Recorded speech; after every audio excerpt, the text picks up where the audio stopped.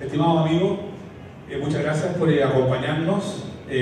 José Arcán, del Consejo Nacional de las Artes y la Cultura, y Héctor Titín Molina, que les habla. Estoy contento que estén ustedes acá, porque de algún modo lo que hemos trabajado, imagino también, es para compartirlo, ¿no?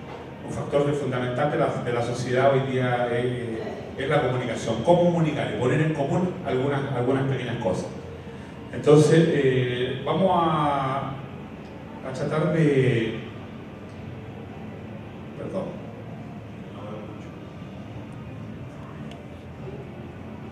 Vamos a avanzar rápidamente en el tema un poquito de cosmovisión, ¿ya? El tema acá sería la música, un poco la cultura, y luego vamos a entrar a comentar. Hay que decir y señalar que la cultura mapuche, el pueblo mapuche en realidad, en todo su ciclo festivo, hay canto, ¿no? Todo tiene su canción, decía una machi, y en realidad eso es muy cierto. Se canta desde que nacen los niños hasta cantos de función también. Voy a tratar de... ¿Alguien le pega a este botón o no? A ver. Ahí está. Ahí está, ¿no? Entonces vamos a avanzar rápido porque el conocimiento es que...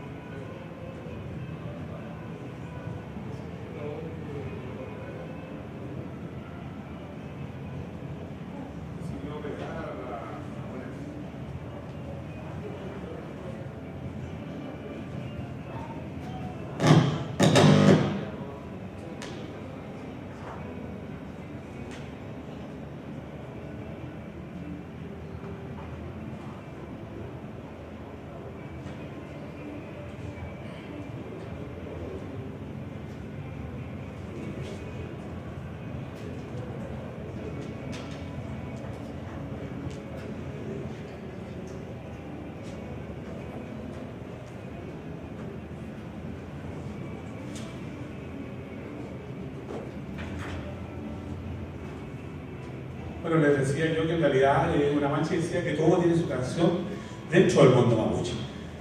Y existen cantos que se pueden clasificar de distintos modos. Vamos a partir un poco al revés, ¿no? Cantos del pichul o pichil, que son los cantos para niños, ¿no?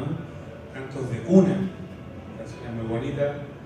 Hay una radio en el sur, cerca de Temuco, que en realidad difunde mucha música mapuche, que es la radio Bajay. Ahí ustedes ven un tema intercultural.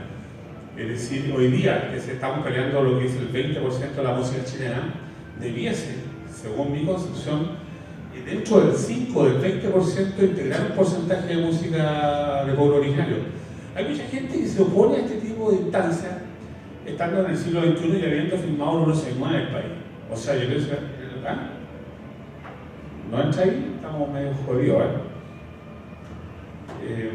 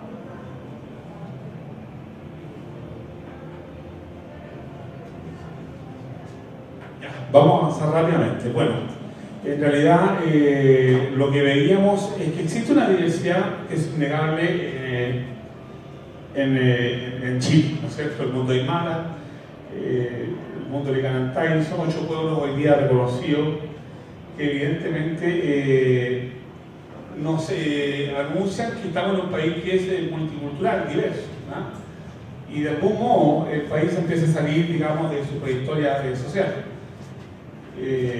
Aquí en Chile lo que se ha tratado de hacer históricamente es chilenizar a todas las personas dentro del Estado chileno. La Constitución del 91 recién empieza a tener una mirada un poquito más amplia, y evidentemente que Chile ha perdido un gran capital social en ese sentido.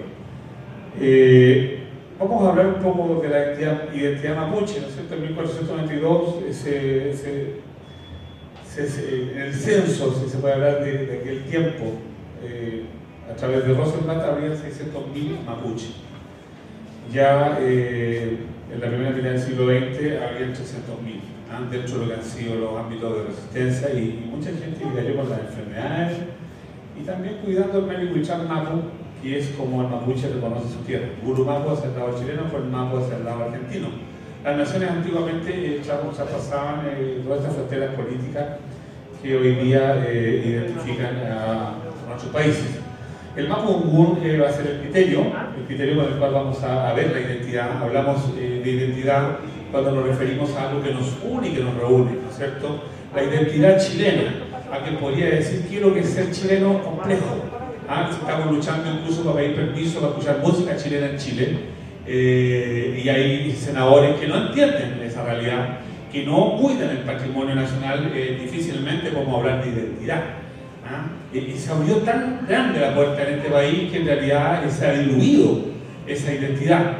Y yo creo que hay mucha gente que quisiera que Santiago se llamara Washington.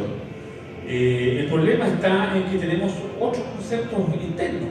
Hay que aprender a saber de dónde uno viene para saber para dónde va. Eso es una sentencia mapuche. Nadie sabe dónde va si no sabe dónde viene. Ahí vemos nosotros una concentración. Antes se entendía el Mapudungun desde el Choapa, y la toponimia nos indica, aquí está la ciudad de Huentelauquén, y llega hasta Reloncaví y hacia Argentina. Hoy día los hablantes se concentran más bien en la 9ª, 10ª región del Estado. La palabra, el lenguaje, la lengua de la tierra, realmente es la gran construcción mapuche. No hay grandes monumentos, pero sí un constructo lógico que es destacado por alemanes, franceses y españoles a través de todos los cronistas que llegaron acá. De hecho, el Mapudungun también le presta fonemas a los tehuelches y a otros pueblos que eran colindantes.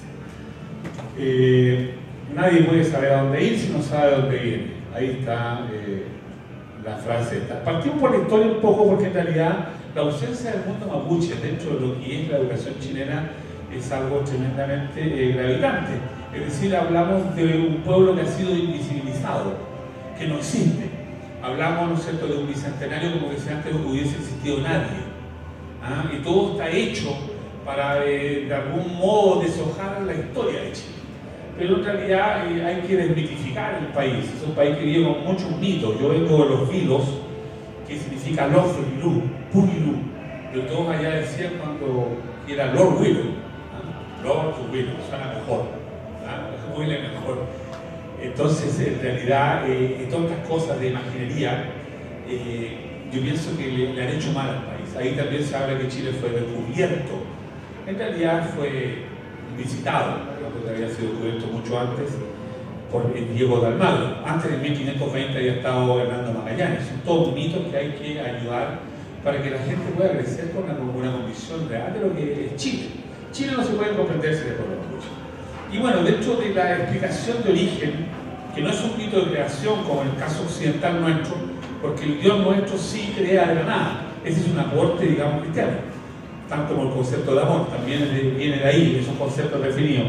El mito de origen ahora también, diluvianamente, al igual que muchos pueblos, al parecer esto nos viene a identificar que existió un gran diluvio, algo por el estilo, porque son muchas las culturas que van hacia esto.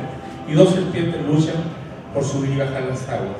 Hay Caibilú, que es los Vilos, y Tentén. Y si ustedes van a Michiangui, arriba van a ver el cerro Tentén, y si lo ven desde arriba de la cuadra de la Quintrala, van a ver cómo los cerros hacia atrás tienen una configuración parecida a una serpiente. La realidad es que a mí me llamaba siempre la atención la resistencia cultural del pueblo mapuche, es decir, porque muchos pueblos realmente desaparecieron, ¿no? Se trató de unificar a todos los pueblos como indios cuando en realidad no eran indios. Colón nunca supo a dónde llegó. Nunca supo, él presentó un proyecto para llegar a la India, pero murió sin saber dónde llegó. Entonces, pero de todo este mundo que fue encasillado bajo el concepto de indio, que es una categoría colonial, ¿no es cierto?, marcada dentro del tiempo en que se gestiona, 1492, piensen ustedes que en 1517, Lutero va a poner sus estampas en Wittenberg, es decir, el mundo religioso era algo muy fuerte. La reforma y la contrarreforma, muchos muertos, y la religión era la cultura. Por lo tanto, en realidad eso venía a definir el tiempo. La religión era la cultura. Y todo quien no estuviera de acuerdo con ese catolicismo, ¿no es cierto?, era un hereje. De hecho, se estaban saliendo los árabes y los judíos expulsados de España. España no existía en 1492, existía Plaza España. Y va a ser el proyecto de Isabel la Católica, ¿no es cierto?, la que va a castellanizar España, y esa es la lengua que hablamos, los chilenos. Entonces, cuando Colón llega, en realidad se tiende a entender que es un solo pueblo el que habita, y en realidad hay muchas diferencias entre el mundo mexica, que conocemos como los aztecas, los grupos mayances, en México, en Alto Perú, eran distintos. Por ejemplo, en América del Norte no se conocía el metal, son los incas del Tahuantinsuyo los que van a trasladar el metal hacia allá, y también había intercambios dentro de los mismos pueblos del Cono Sur. Algunas de las teorías del Archam es que los mapuches habrían llegado desde Brasil pasando por Argentina. ¿Por qué? Porque en realidad el Choque Porrum lleva las plumas de avestruz y en Chile no está. Pero la realidad es que habían cambios de allá hacia acá, o sea, no es tan fácil establecer esa teoría. Como hipótesis interesante, pero por ejemplo el Toki tiene su símil también en el mundo de Nueva Zelanda, en el mundo maorí. Entonces hay muchas cosas que tendrían que ser más adentradas para poder ser analizadas. Bueno, entra el mundo incasio acá, que hay nombres como Cuscús, allá en la zona donde vivimos nosotros, y los incas avanzan hasta el Maule finalmente. Después la resistencia frente al español, que en realidad genera algo bastante importante desde las políticas de Estado. Porque siempre se habló de que el mundo mapuche es un mundo descentralizado, pero frente a la guerra se logra el Butan-Mapu, que es la gran alianza. Y esa alianza logra resistir, ¿no es cierto?, hasta las paces de Quilín, y queda escrito dentro de la Araucana como una gran epopeya. Yo pienso que a los pueblos no hay que quitarle las epopeyas. No se trata de militarizar el tema, pero sí hay que reconocer, digamos, de que aquí murieron 50.000 españoles. Esta no es una broma. De hecho, cuando estaba Felipe II, a los españoles se les condenaba, entre comillas, a ir a Chile. Aquí la cosa era peluda y hubieron estrategas como Lautaro, que lo vemos ahí, que está con sus pendones, y que en el fondo es la bandera chilena. O'Higgins, hijo de madre mapuche, proyecta hacia la bandera chilena por decreto esta estrella que es la Weñelfe, porque la luz en el fondo la tenía Antu, que es el sol, se la pasaba a Cuyel, que es la luna, y la luna es la amanecida en el lucero, que tiene tanta importancia dentro de la cultura. No estaba Chilecha en aquellos tiempos para pegarnos los medios palos, entonces esta luz natural era muy bien valorada. Y de hecho hay una sentencia que dice: qué lindos son los momentos en que las cosas se ven. Es el amanecer, ¿no? Bueno, la realidad es que fuimos avanzando y ¿por qué en realidad me llamaba la atención? Porque yo comencé mi doctorado en el ámbito de filosofía y me cambiaron hacia antropología. Y la realidad es que todas las culturas que no están dentro del concepto racional, ¿no es cierto?, que no usan el logos como una definición, eran tirados hacia el lote de la antropología. Pero bueno, hay otros filósofos que dicen que en realidad cuando hay ideas hay una filosofía, hay un pensamiento y nos propusimos avanzar hacia allá. Ese desprecio por las culturas de impronta natural en realidad será justamente porque no se reducen a ese mundo racional y unitario. Desde el mismo mundo occidental, ¿no es cierto?, surge esta visión con Parmenides cuando plantea que el ser es no pudiendo no ser, es decir, el principio de contradicción, es decir, lo mío es lo que es. Y fundamentalmente eso se va a proyectar sobre la cultura occidental, es decir, existe una verdad, la mía. Y en el fondo, ¿qué es lo que ha hecho después la historia? Es tomar estos estamentos, y evidentemente que esa verdad yo la puedo capturar también desde el mundo griego por Aristóteles, porque estamos hablando de un animal racional, y un animal racional de algún modo tiene esa relación con la verdad, eso es lo que lo define. Clásicamente todavía seguimos hablando del animal racional, pero podemos saber, podemos decir a ciencia cierta qué es lo racional cuando estamos viendo que el mundo se desangra por todas partes, estamos viendo cómo la mentira muchas veces se impone, cómo los medios, cómo la mediática funciona para manejar y controlar, ¿no es cierto?, las distintas sociedades, incluido Chile, porque de algún modo nos dice lo que tenemos que escuchar, lo que tenemos que comer, cómo tenemos que vestir, y todo bastante ordenadito. Avanzamos con esa visión, ¿no es cierto?, hasta el siglo XVI, con Descartes, que evidentemente escoge todo el pensamiento para poder existir. Después, en el siglo XVIII, ustedes tienen claramente que hay una exaltación de la razón, y de hecho se llama el siglo de las luces, porque estamos iluminados por la razón. Y vamos a ser capaces de hacer tantas cosas racionalmente que las vamos a poner en una enciclopedia. Y va a ser Diderot, D'Alembert los que están en eso. Después, en el siglo XIX, ya empiezan a ponerse un poco cachúos algunos pensadores, ¿no es cierto?, como Carlitos, ustedes le ubican a Carlitos Larraín, ¿no? Carlitos Marx va a decirnos que en realidad el punto de desarrollo de la razón y la conciencia va a estar determinado por el punto que también tenga el hombre dentro de la cadena socioproductiva. Es decir, un hombre que está debajo de una mina, sobreexplotado. Es muy poco lo racional que va a poder desarrollar, y por eso va a definirlo como los alienados, palabra latina, ¿no es cierto?, enajenado, alienus, ser otro. No puede desarrollarse. Hoy día también lo seguimos viviendo de algún modo. Hay mucha gente que en realidad muy poco puede desarrollarse porque en definitiva no tiene los recursos.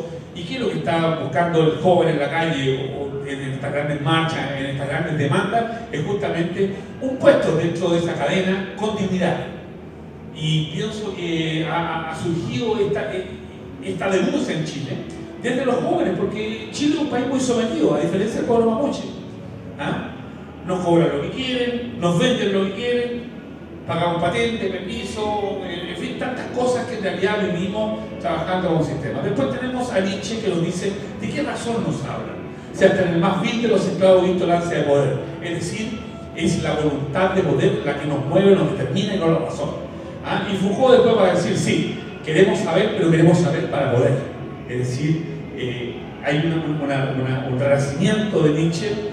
Y Unamuno lo toma él cuando en realidad podrían ser muchos escritores o literatos los que rescatan ese ámbito emocional, ¿no es cierto?, sentimental que hay en el ser humano. De hecho, Unamuno dice, ¿por qué no decir cierto, luego existo? Dice, he visto más veces a un cangrejo haciendo cálculos que a un gato llorar. Después Freud va a hablar también del tema subterráneo, es decir, del inconsciente, y que la punta del iceberg sería esa es la razón. ¿Y por qué tomamos y nos detuvimos en este siglo XIX es porque al avalar, ¿no es cierto?, estos ámbitos, el ámbito social, el ámbito del sentimiento, el ámbito del inconsciente, el ámbito de la pasión y la emoción, también podemos rescatar los soportes que se gestionan en esos ámbitos. Por ejemplo, el mundo de la canción. En el mundo de la canción están depositadas las enseñanzas muchas veces en el pueblo mapuche, como en muchos pueblos, en la poesía. Porque no hay una distinción clara entre lo que es poesía y el canto. La realidad que también ahí se rescatan los cuentos o epeu, ahí se rescatan las sentencias que se gestionan así. La Biblia misma o el Evangelio está escrito, digamos, en prosa poética. Ese es el lenguaje, y Nietzsche también lo va a tomar, porque en realidad él no escribe para que lo lea, lo escribe para que lo memoricen. Y en ese sentido, estos cantos mapuche eran bastante interesantes. De hecho, lo que yo fui viendo con mucha gente a la cual le agradezco, porque en realidad la información que está expuesta en este libro corresponde a un trabajo de 4 años con muchas personas que realmente me abrieron sus puertas, tanto, digamos, materiales de sus casas como sus puertas de familia. Y en realidad se fueron creando ahí muchos lazos. Bueno, al avalarse estos ámbitos de la existencia, ¿no es cierto?, que no corresponden solamente a esa razón lógica, cuyo instrumento fundamental es el logos, se avalan todas estas expresiones. Las expresiones, bueno, no voy a hablar mucho de Habermas y la posmodernidad, sino que en el siglo XX, después de estas dudas, surgen 3 momentos o 2 que marcan la condición, ¿no es cierto?, de ese proyecto moderno que surge en el siglo XVIII, ese proyecto racional de una razón instrumental que puede capturar la verdad. Es decir, la Primera y la Segunda Guerra Mundial pueden perfectamente evidenciar que estamos en la historia de la locura humana. Es decir, cómo desde el ámbito de la instrucción y de la locura misma, el hombre va desarrollando una tecnología que hoy día es la que tenemos, la energía atómica, la internet, que vienen desde el mundo de la guerra y la destrucción. Es decir, ahí se cuestiona, ¿no es cierto?, este proyecto moderno, y dicen muchos, ¿no es cierto?, como Derrida y otra gente, que nadie tiene el derecho de hablar en nombre de todos. Y por eso que se quiebra ese proyecto moderno racionalmente reducido a ese ámbito. Y se empiezan a abrir otros ámbitos que son importantes. Habermas va a decir que tenemos una cuenta pendiente con el siglo XVIII, pero la realidad es que avanzamos hacia el conocimiento mapuche en relación con lo que veíamos, y este es un conocimiento más bien analógico, más que conceptual, y por supuesto que está determinado por esta visión, esta cosmovisión que ha sido capturada a través de cantos de machi, a través de cantos de machi, donde muchas veces se hablaba de Fuyacuché, Il Chadomo o Echehuecho. Y aquí a un viejo mapuche me dijo: mire, si cuando hablamos de Guerechet no sabemos si estamos hablando del demonio, no, las verdaderas invocaciones son Fuyacuché o Echehuecho, Il Chadomo, que es una familia, ¿no es cierto?, masculina, femenina, antigua, y masculina, femenina, joven. Y la hermenéutica que hago yo, es decir, que en realidad ahí está en la tradición una lectura en clave de tradición y una lectura en clave de fertilidad y porvenir, y ahí tendríamos un poco una cierta comprensión desde nuestra cultura de una visión del tiempo que es distinta a la nuestra, una visión polilógica, es decir, donde el pasado siempre está presente, hay una conexión hacia el pasado y hay un futuro también siempre presente. Y es por eso que también en las expresiones o instituciones hay una relación con ese pasado tradicional. Bueno, la realidad es como en el Guiatú, por ejemplo, donde se colocan muchos petágoras hacia los antepasados.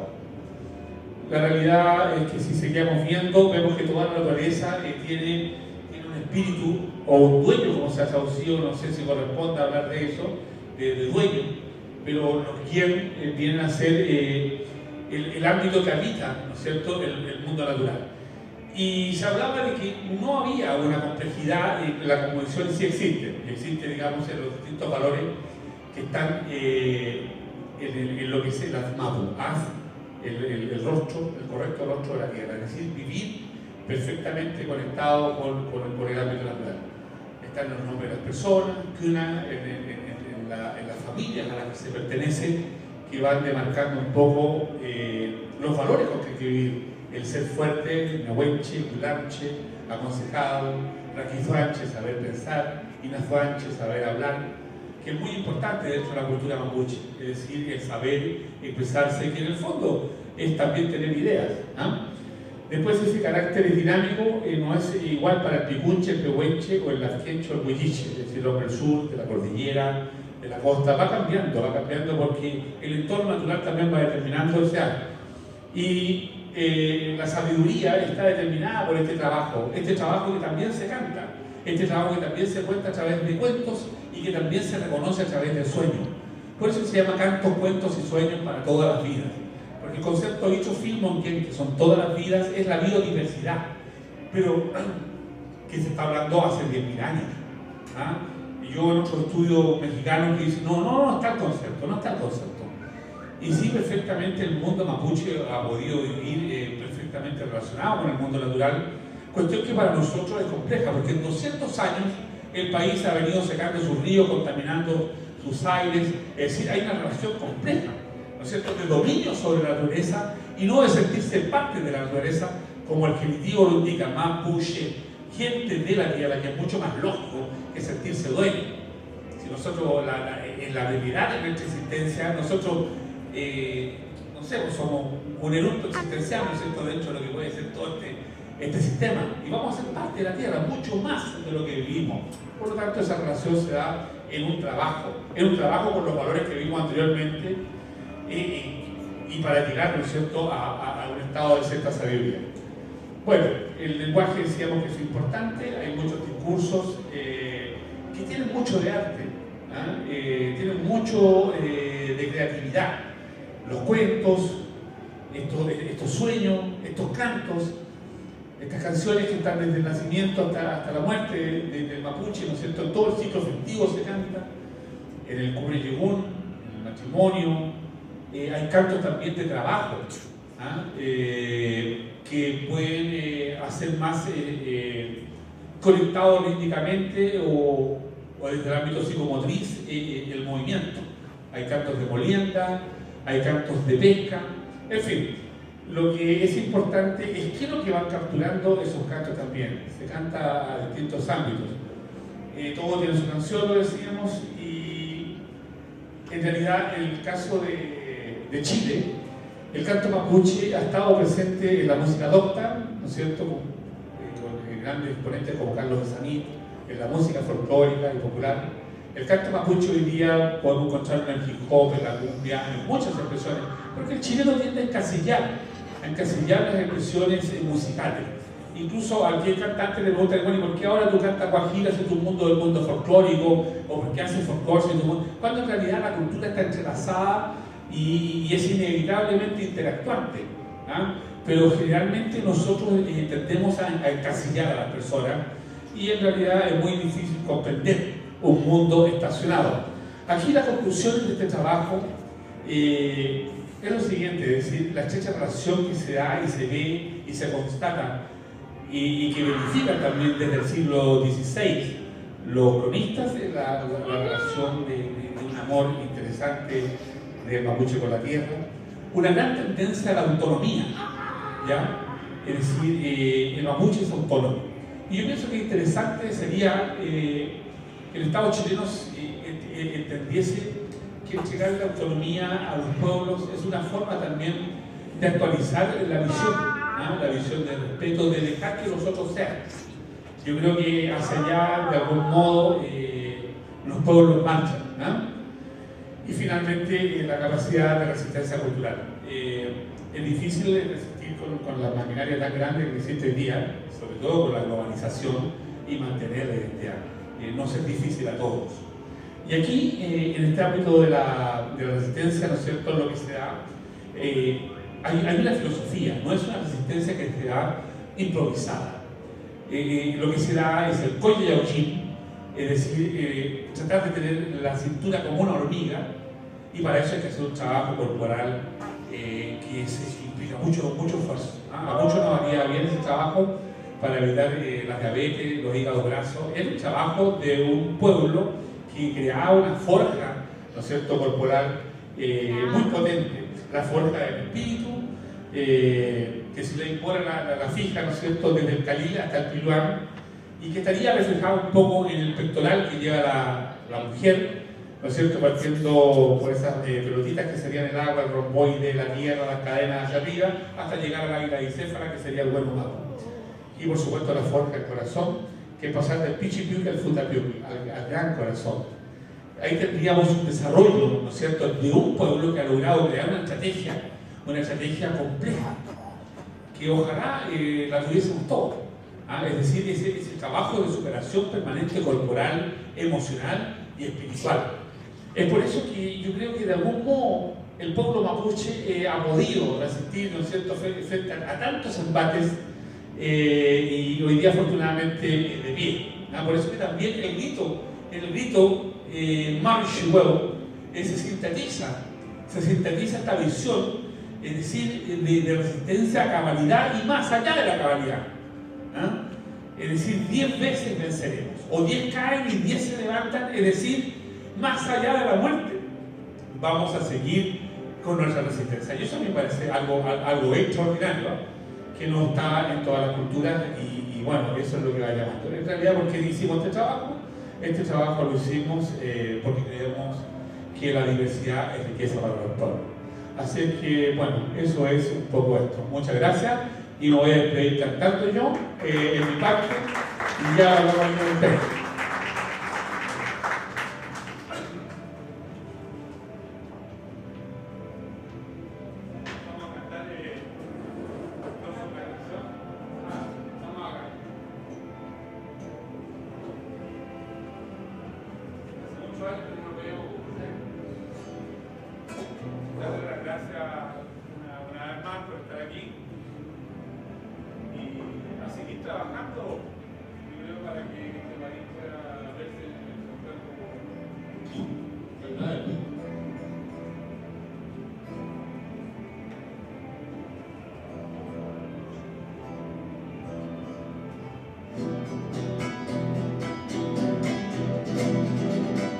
Vamos al Guillatú a nadar con la lluvia mientras bailamos el puerco. Vamos al Guillatú a nadar con la lluvia mientras bailamos el puerco. Allá vienen los hombres de Temuco y de Taller, y vienen con sus hermanos a darte gracias, Miguel Eche. En lo eneta y dame la vida en lluvia, en lo eneta y ahí se lo ponen la palma. Ven, ven, ven, suena el cultur, bailamos el percusión, para ti, Miguel Eche, hay que abrir la boca, y el bien viene allá, y ven, ven, ven, y suena el cultur, y bailamos el percusión, para ti.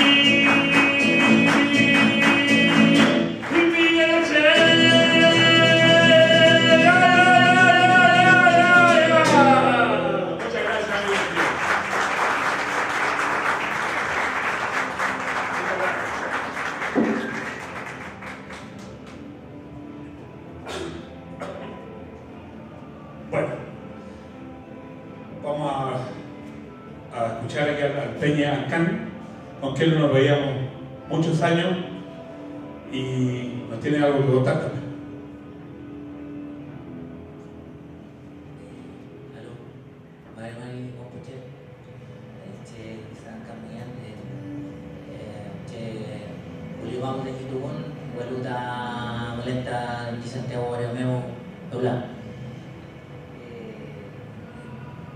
Yo me llamo Sancán, mi tubún, es decir, mi origen está en la tierra de Huelío, que queda en la actual comuna Freire, en la región de la Araucanía, y yo nací en Santiago, hijo de migrantes, y actualmente vivo en Santiago. agradezco la invitación que se me hizo acá. Yo lo que pretendo siempre, dado que he desempeñado la noble misión de enseñar en el ámbito académico, es siempre establecer una conversación, que también yo siempre la sitúo en la lógica del Lutram, que es una categoría de dialéctica, podríamos decir, mapuche, que es una conversación que está basada en un relator, pero donde se puede interactuar libremente y preguntar y a través de un eje discursivo establecer una comunicación dialógica. ¿Ya? Yo he investigado en el ámbito de la cultura y de la historia mapuche contemporánea sobre todo, y estoy acá en el sentido de poder establecer una conversación frente a lo que significa hoy, más o menos, o lo que puede significar hoy día la cultura mapuche en las actuales circunstancias del país. En ese sentido yo constato que estamos en un momento bastante particular de la historia, de la historia reciente, porque hoy día hay un interés de parte de la sociedad chilena sobre los mapuche. Hay muchas interrogantes, hay muchas preguntas, hay mucha interés por saber. ¿Ya? Esa es una cosa que, y yo lo constato en la juventud, sobre todo. Hay un cuestionamiento de la identidad nacional, en definitiva, o sea, cuáles son los fundamentos de la identidad. Y eso es consecuencia, indudablemente, de la máquina del neoliberalismo que ha producido este efecto contradictorio, o sea, por lo tanto, que intenta homogeneizar la cultura, hacer a todos los sujetos pasivamente consumidores, y ella produce en la inquietud juvenil sobre todo y de otros sectores de la sociedad un cuestionamiento: pero ¿por qué tengo que comprarme todo esto y hacer lo que todos hacen? Y hay un cuestionamiento a la maquinaria. Entonces, hoy día hay un cuestionamiento de la identidad y ya surge también lo que yo llamo una demanda, es decir, quiero saber de la cultura mapuche, quiero que los mapuches me expliquen las claves de su cultura, y muchas veces ante tal demanda surgen múltiples respuestas, es decir, eso ha llevado a los mapuches también a cuestionarse sobre nuestra propia cultura, qué significa nuestra cultura, y en el fondo es responder como ciertas claves que son bastante profundas y que muchas veces no hay una respuesta clara. Existe, por ejemplo, un dios mapuche que en la imposición de la cultura occidental ha hecho que toda esta cosa del monoteísmo. ¿Existe el dios mapuche? Algunos mapuches dicen sí, existe, se llama Guinechen, o existe Chavo Dios. Y otros decimos que no, que en realidad eso no es así, porque esa también es una imposición de la cultura occidental. Entonces hoy día lo que quiero decir es que hay una situación así como de un campo abierto, de muchas interrogantes y también muchas respuestas, ya, frente a la cultura. Y yo lo que modestamente puedo decirle, sobre todo a los jóvenes, es que estas múltiples respuestas también exigen hacer múltiples preguntas, ¿ya? La sociedad mapuche también se está cuestionando hoy día, se está cuestionando sobre su propia cultura. Porque nosotros, evidentemente la cultura que hoy día se reproduce no es la misma que conoció Pedro Valdivia, ni es la misma que fue incorporada por la fuerza del Estado chileno y argentino. Entonces ha ido cambiando mucho, ha ido resignificándose, ha ido mutando, y hay instituciones culturales que en el siglo XVI eran una cosa y hoy día son otra, hay otras que se mantienen, y lo que se mantiene sorprendentemente es el idioma. El idioma es el eje de la cultura. Habiendo un idioma hay cultura, o muchas veces incluso habiendo desaparecido el idioma igual sigue la cultura, como en el caso de Atagameño. Entonces estamos en presencia de un momento bastante significativo en el ámbito de las relaciones interculturales. hay un momento que incluso es muy interesante a nivel del aparato del Estado. Hoy día ustedes ven, y yo lo digo aquí ya como un sujeto que está participando de una instancia gubernamental como el Consejo de la Cultura, ustedes van a ver que hay autoridades de gobierno que están usando conceptos que hasta hace unos años atrás nadie usaba, como se están usando indistintamente: interculturalidad, multiculturalidad, pluriculturalidad, y algunos hasta hablan de plurinacionalidad. Y muchas veces no se sabe lo que significan los conceptos, hay como una lluvia de conceptos hoy día, y eso a mí me parece interesante, porque los conceptos se van nutriendo en la medida que se van, los sujetos de las personas lo van haciendo significativo. O sea, la plurinacionalidad sería la máxima aspiración del Estado, porque significaría, la plurinacionalidad es un concepto que ustedes saben se copia del modelo boliviano. El tan despreciado país llamado Bolivia irá mirado menos por la clase política chilena. O sea, Bolivia tiene el modelo de sociedad más avanzado de América Latina hoy día en cuanto a la construcción del Estado plurinacional. ¿Qué significa plurinacional? Que es un Estado que reconoce que en su interior hay varias nacionalidades, ni más ni menos. Y eso es la negación misma de lo que hoy día es Chile. Chile es un país absolutamente monoétnico, mononacional, una nación, el Estado es la nación es el Estado, somos todos chilenos. Entonces hay un desafío ahí que es bien interesante también, porque hoy día, como les repito, esto ya no es solo tema de los mapuches, ni de los aymaras, de los atacameños, de los cahuascar, de los 9 pueblos originarios que hoy día habitan Chile, sino que también es algo que está construyendo algo que hoy día el chileno inquieto, la chilena inquieta se está cuestionando sobre esto, ¿ya? Y también se avisoran otros momentos que a nivel de la relación interétnica es muy interesante, como por ejemplo la erupción de la migración, no solo la migración internacional, sino que el reconocimiento de identidades que siempre han estado en Chile. La erupción del componente africano en Chile. ¿Ya? Hoy día ya hay niños y niñas que son hijos de haitianos y de peruanos que son afro y que son chilenos. Ojo con eso. ¿Ya? O sea, este país ya va a dejar de ser el país blanco que como siempre pretendieron la clase de la elite chilena, y resulta que en Chile también había población africana que es tan antigua como la mapuche o la aymara, que son las comunidades afrodescendientes que están en la región de Arica, Parinacota, en la zona de Vallazapa, Camarones. Entonces, se está poniendo en tela de juicio esta construcción de la identidad nacional construida por la elite,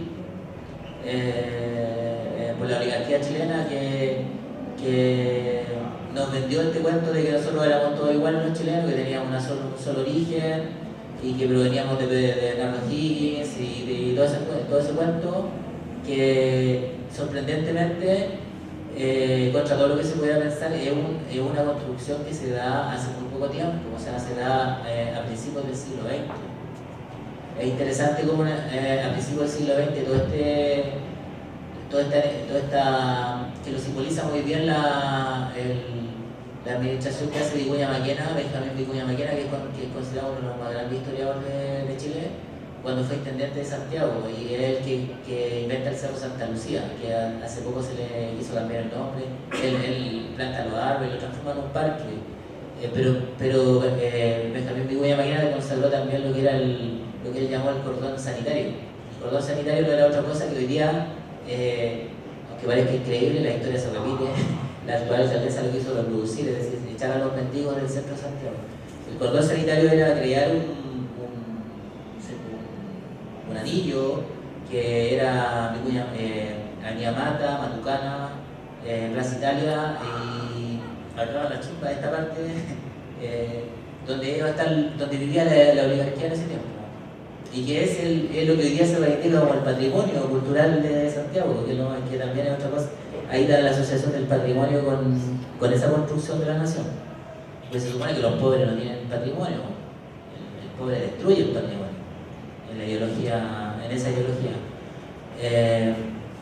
Entonces también en esa época, a principios del siglo XX, se destruye, se prohíbe una fiesta que era muy interesante, que era la Chaya, que era esta fiesta que duraba 2 meses, que era todo el verano, enero y marzo, que era el carnaval chileno. O sea, muchas veces se pregunta a la gente por qué en Chile no hay carnaval, siendo que es una práctica cultural asociada a la música en este caso y al baile que existe en todos los países de América Latina. Y en Chile, ¿por qué no existe? En Chile existió el carnaval y la oligarquía lo prohibió. Y lo prohibió bajo pena de arresto y cárcel para la gente que practica.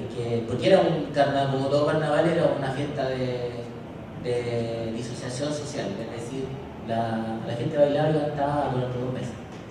Entonces, yo creo que para retomar esta y inaugurar una conversación que me parece interesante que hoy día se esté cuestionando, que la juventud esté preguntándose sobre las raíces de la identidad nacional y que haya este interés por la cultura mapuche, un interés que está en gran medida vehiculizado por la explosión de la demanda sociopolítica mapuche. Es decir, si nosotros a través de las organizaciones, el pueblo mapuche no se hubiera levantado, hoy día no existiríamos, o está claro eso, ¿no? Y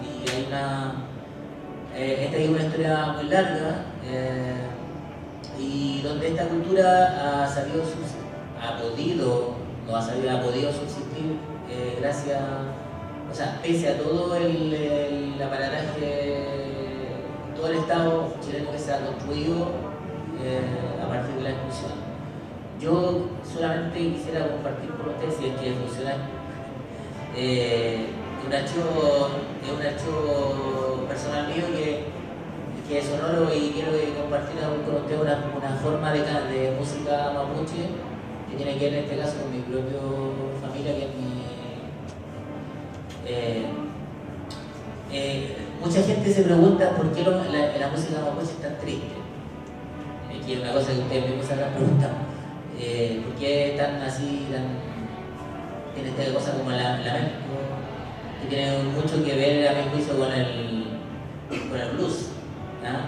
Recuerden el blues es una música de lamento, es una música del lamento del esclavo. La música mapuche tiene eso, pero también hay una llave que se abre ahí a la otra faceta de la cultura, o sea, una cultura que está sufriendo, que está lamentando su pérdida, lamentando su drama, o sea, no celebra, o celebra en espacios que son muy reducidos.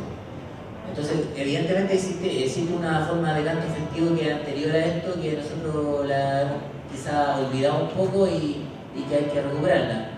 Pero la música esta tiene que ver con la categoría del ul, que es como el canto vocal, es decir, una persona que a través del canto evoca una historia que tiene que ver con su propia memoria, con la memoria de un linaje, de una familia. Entonces, yo hace muchos años atrás, o sea, no hace muchos años, en el año, ¿cuándo fue? 2008, yo tenía un abuelo que ese año murió y que cuando lo enterraron en su tumba se produjo todo un debate porque nadie sabía la edad que tenía, porque claro, él no está inscrito en el registro civil chileno y el debate consistía en, algunos decían que tenía 110, otros 115 y otros 120 años. Bueno, pero no se sabe. El hecho es que él una vez en una conversación, en un camp, me explicó una historia que tenía que ver con mi propio linaje, con nuestro linaje, y para que usted, bueno, si es que se escucha, hay una explicación del contexto de un canto mapuche, ¿ya? A ver, me voy a poner aquí.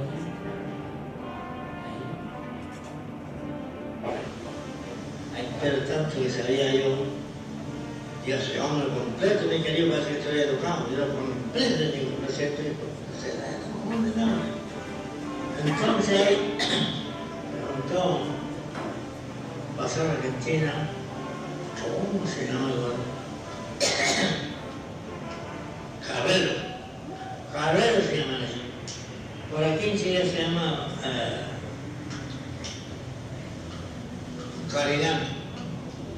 Carilán, aquí en Chile, Carilán. pero esa argentina que se llama 12 mulas, dicen que arriban la nave, esa donde llega bien. Ese se llama Carrero. Dice que entró el hermano de mi papá. Seguramente que pasó el chavo así, años trabaja buena gente, años trabaja mal, estaba como carrero y igual. Entonces, allá bueno. Entonces un día, bueno, ¿cómo se llama? El pago, hay uno que no va. Venga tal día, otro año, venga. Ahora otro año fue mi mamá a buscar a su hermano mayor, mi papá, Manuel Canfín, en Chuca. Entonces se llegó el mismo. Entonces ahí llegó un capataz que le dice no sé cuánto, se llama el nombre de Argentina. Ahí lo terminó mi padre, buen padre, buen padre, aquí está bien. Y buen padre. Entonces, bueno, empezó a ser poco a mi mamá. Viene el caballero, se lee poco a mi papá. De lo que se ve a la tía, no bien poco. Pero viene el caballero, papá. ¿Así usted ha dicho? Entonces por ahí le dijeron, se van a ir aquí, espere por ahí, puede, ¿cómo se llama ahí? Ahí se que llegó esperando a mi papá. Sí. Entonces, son que aquí está, que dijeron aquí está su hermano, ahí presentaron ahí que a buscar su hermano. Aquí me han leído allí que le eliminó a chico, que le puse de color. Entonces vino mi padre, muy caballero, muy gente, no mi padre. Aquí está hablando del mismo que yo me llevo. Ni uno de los niños, ni uno de muro de Copán no me hace que hablar. No peleo ni el lobo tampoco, ni el lobo. Es lo que sigue el lobo de la mujer. Te hemos callado. Entonces le digo, para nadie, pero para mi papá te. Entonces le digo,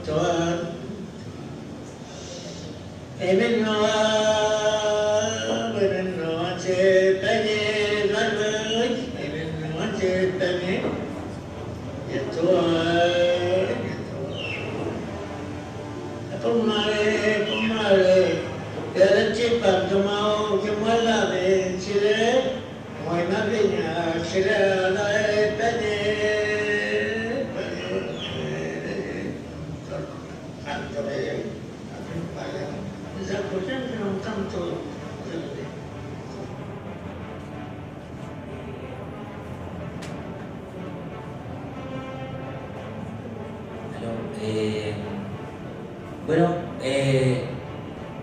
espero que conversemos, porque de eso se trata venir acá. Bueno, lo que escucharon ustedes es la contextualización de una forma de canto que hoy día está muy vigente, que es la evocación. Es una forma de canto personal, en el cual se evoca una historia familiar en este caso, y que está con esta forma de entonación que está impregnado en la melancolía en este caso, porque es la evocación de un antepasado. ¿ya? Y en este caso es una forma de canto que se establece como un vínculo, como una forma de vínculo familiar en este caso, porque mi abuelo en ese minuto me estaba cantando la canción para decirme, contarme una historia que tiene que ver con los dos, ¿ya? Entonces ese es como quizás la estética de esta forma de canto, y usted quizás lo van a escuchar en otras formas de canto, pero que tiene que ver con eso. Esa es en el fondo el canto está contando una historia. O sea, es una historia que es una forma también de articulación de la memoria colectiva tanto de la persona que está cantando como de la persona que le está escuchando. Y lo que ocurre frecuentemente es que cuando se juntan personas que son viejas, llega un momento de la conversación en que ya no es conversación, sino que es canto. Porque una persona le canta una canción que no es que la canción esté siendo inventada en ese minuto, sino que es una canción evocada, es decir, una canción que ya fue inventada por otras personas. Entonces la otra persona le va a contestar con otra canción, o sea, con otro ul, ¿ya? Entonces, lo que quiero decir con esto, que esto del ul cantún, que significa el llevar a la práctica el canto, es una forma de reconstrucción de la memoria, ¿ya? Y una forma que está muy vigente, ¿ya? Y claro, evidentemente hay gente que tiene mejor memoria y tiene más cantos que otros, como sucede en todas las sociedades por lo demás. Y eso, entonces, esa es la música esa es una de las formas que está más vigente de la música mapuche. Y los otros son ya los cantos de machi, que es lo que todos conocemos con el culturún, y que tienen que ver muchas veces con los ritos, ¿ya? Este sería un canto así, el cantún sería un canto así como, entre comillas, profano, porque no es en ámbito ritual, es en ámbito de conversación cotidiana. ¿Ah? Eso para que... Bueno, un aplauso ahí para mi querido amigo. Ya 110 o 115 años, ojalá todos nuestros abuelos llegaran así, ¿ah? Y el abuelo tuyo 104. Los cronistas, fíjense, se no ha cambiado mucho la cosa. Muchas cosas, sí, evidentemente, la cultura tiene cambios y giros, ¿ah? No es lo mismo lo que se hablaba en el tiempo de Valdía, como dice el maestro, ¿ah? A lo que hoy día vivimos. Pero los cronistas de aquellos años dicen, se dan cuenta y dicen, es muy difícil saber de edad un mapuche. Dice, hay gente que conversamos y no sabemos que tienen más de 80 o 90 años. Piensan ustedes que la vida era muy reducida para el español, ¿ah? Entonces no era fácil encontrar gente de 100 años y hoy día sí lo es. Agregarle, maestro, ahí una consulta, porque existe este canto que es de vocación. Hay otro teórico ahí como Héctor Painiqueo que plantea más bien y que me tocó algún día que es un canto improvisado, o sea, el que se está inventando en el momento. Sería como la antesala a la paya. Depende. En este caso, mi abuelo estaba cantando una canción que él no está inventando en ese minuto, era una canción que inventó su padre. Porque él lo que le explica al principio, dice que tenían un pariente que estaba en Argentina, en Puelmapo, y va su padre, viaja y lo va a buscar, ¿ya? Y por eso cuando el canto en el fondo dice me quiero ir para Chile, voy a ir a buscar a esta persona que está en Argentina y nos vamos a ir de vuelta para nuestra tierra, ¿ya? Es una reactualización de una composición que, si se quiere, que ya estaba hecha. Ahora, evidentemente existen las personas que tienen la capacidad de improvisar un canto, y eso sucede mucho con los vallecán. Es decir, con la vallecán significa que es una canción como festiva, así como echar la raya en una canción, y lo otro son los cantos que la gente llama hoy día, los traduce como el romanceo. El romanceo es algunos le llaman poyenl o ayunl, que es ni más ni menos que cuando las personas están enamoradas. Es como una balada romántica. Esas canciones se improvisan, porque cuando quieren seducir a una persona, tanto ya sea hombre a mujer, generalmente o mujer a hombre, esos son cantos improvisados, son cantos de seducción, si se quiere, ¿no?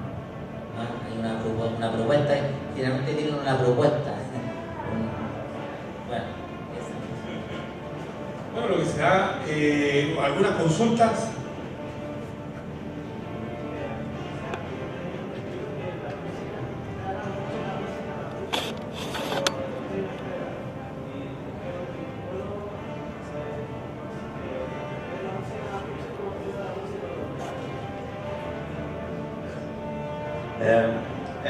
No en términos de musicales como armonía, melodía, ritmo, sino que lo que es la música en sí. Me dijeron que para esa cultura era totalmente diferente, no era una cosa como algo aparte de lo cotidiano. Entonces, en el fondo mi pregunta es ¿cómo es la música para los mapuches? O sea, no es solo una expresión como lo tenemos acá en Occidente.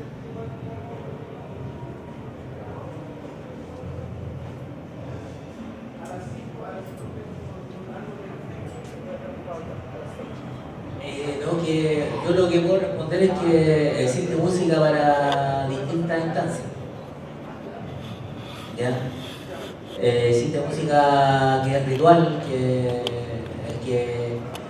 que se manifiesta en ritos, ceremonias que son muy restringidas, como los machitún, por ejemplo. Cuando la machi, en el fondo la música tiene la función de expulsar, de hacer una terapéutica, que es expulsar a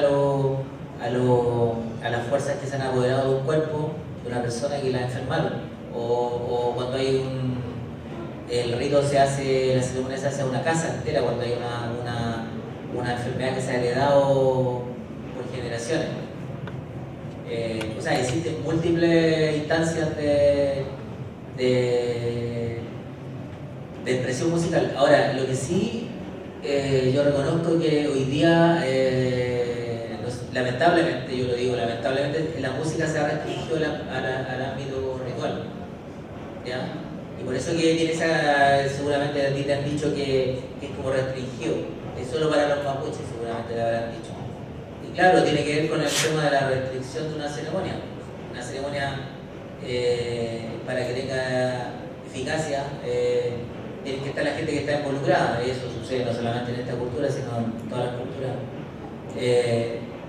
Pero existen muchas otras expresiones de música que deberían ser recuperadas, yo creo, y es como también una cosa un camino que hay que recorrer.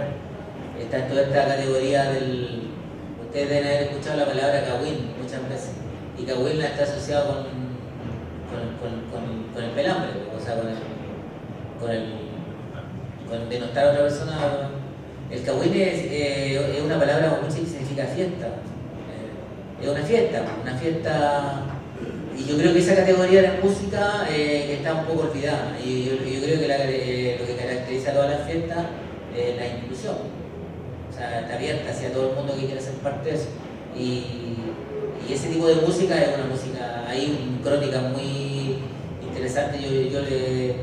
Si quieren saber lo que es un Kawin, les invito a leer el Cautero Feliz, sobre todo la fiesta de... bueno, hay la mejor versión del Cautero, una que publicó hace unos 10 años atrás RIL, la editorial RIL. Son 2 tomos, les invito a que lean el segundo capítulo, el segundo libro, donde aparece una descripción de un Kawin mapuche 1628, cerca de lo que hoy día sería Carahue. Ahí van a ver lo que es una fiesta que duró una semana y donde la gente bailaba y con los cuerpos pintados, y una cosa que hoy día estaba bastante extraviada, ¿ya? Así que yo eso, o sea, creo que la música es una vía de comunicación, una de las quizás más importantes del ser humano, que tiene que ver junto con la poesía, Y lo que caracteriza a este tipo de expresión es la inclusión. Están hechas para todo el mundo. Lo que yo pienso.